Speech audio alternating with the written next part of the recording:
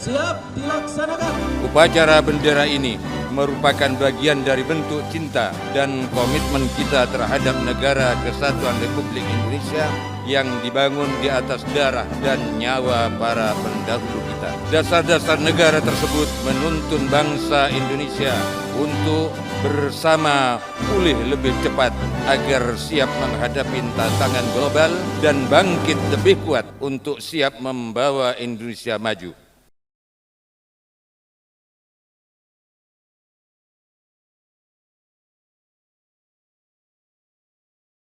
Comment and subscribe. 17 Agustus selalu diperingati sebagai Hari Kemerdekaan Indonesia. Peringatan ini mulai disahkan sejak tahun 1945 ketika Bung Karno dan Bung Hatta menyatakan proklamasi kemerdekaan seiring kekalahan Jepang atas Amerika Serikat di tahun yang sama. Momen tersebut begitu bersejarah karena menandakan berakhirnya penjajahan di Indonesia. Untuk memperingati hari bersejarah tersebut, setiap tahunnya selalu diadakan upacara bendera di Istana Negara. Acara dipimpin oleh Presiden Indonesia yang bertindak sebagai inspektur upacara.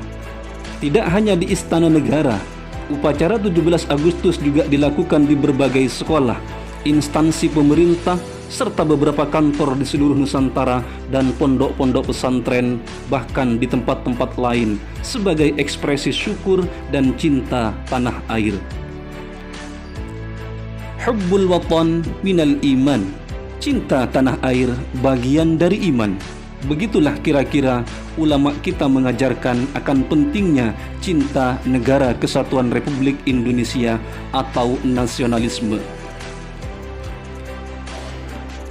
Mencintai tanah air ini karena mengikuti Rasulullah Shallallahu Alaihi Wasallam yang sangat mencintai kota Makkah tanah airnya, sebagaimana beliau bersabda, "Ma atyabaki min baladin wa ahabbaki ilayya, walaula anna qaumi akhrajuni minki ma sakantu ghairaki." Betapa baiknya kamu sebagai suatu negeri, dan betapa aku sangat mencintaimu.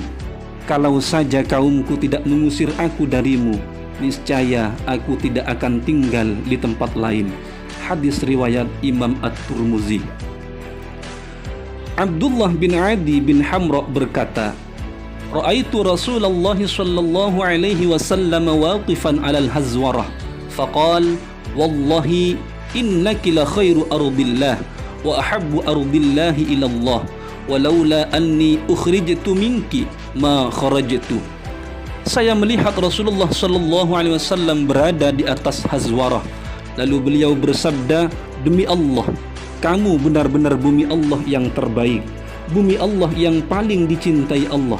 Kalau saja aku tidak diusir dari kamu, aku tidak akan pindah ke tempat lain." Hadis riwayat Imam At-Tirmidzi.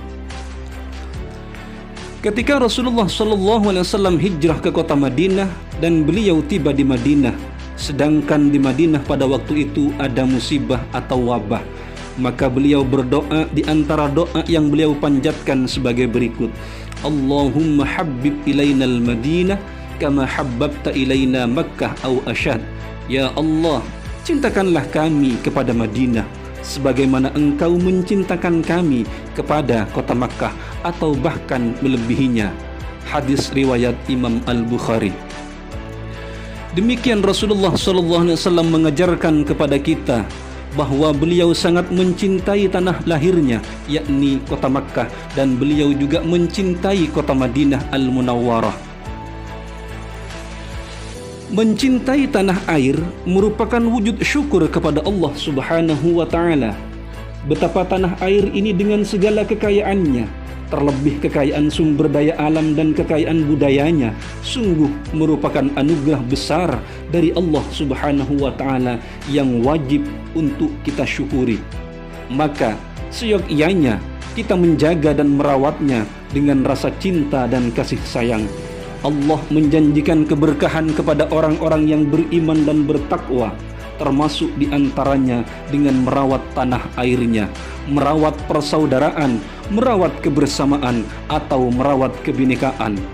Sebaliknya, jika tidak mensyukuri anugerah Allah dengan melakukan kerusakan, perpecahan, atau kebencian, bukan tidak mungkin Allah Subhanahu wa Ta'ala akan memberikan teguran kepada bangsa yang kita cintai, Indonesia ini.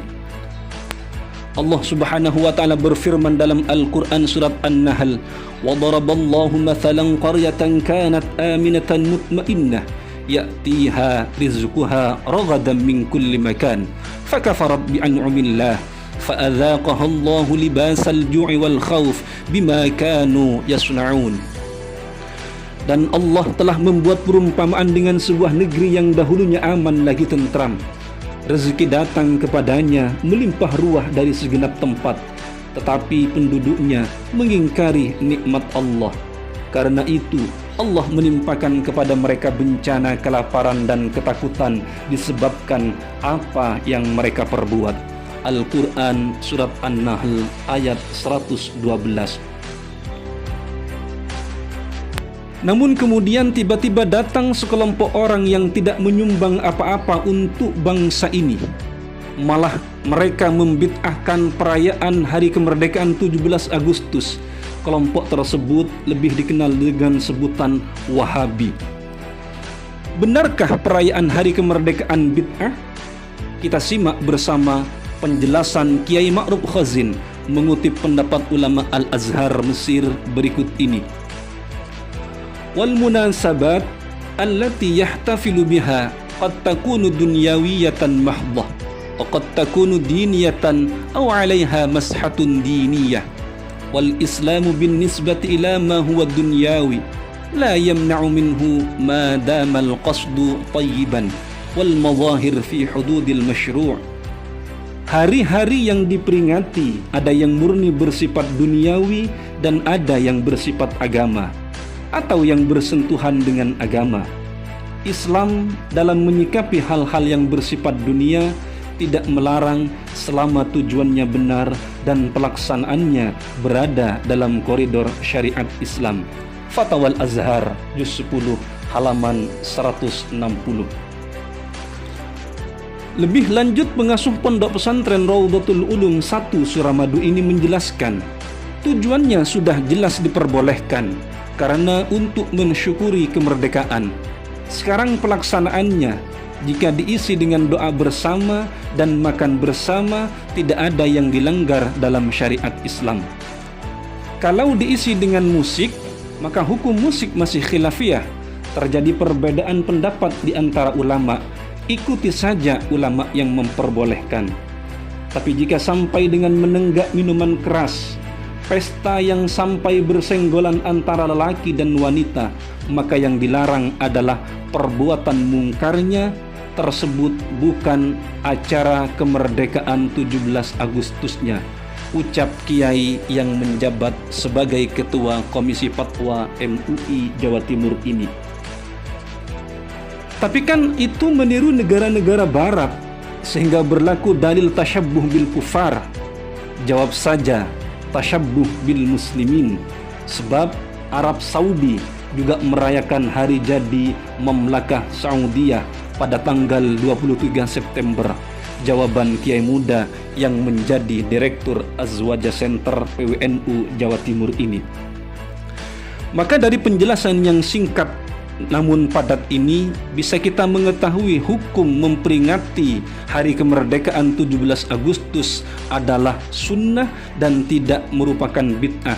Karena itu sebagai bukti atau ekspresi cinta tanah air kita sebagai rakyat Indonesia, sekaligus wujud syukur kita kepada Allah Subhanahu wa Ta'ala, dan itu telah dicontohkan oleh baginda Nabi Muhammad sallallahu alaihi wasallam.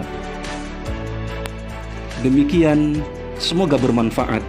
Jangan lupa dukung terus channel Sang Penakluk dengan cara subscribe, komen, like, dan share. Terima kasih.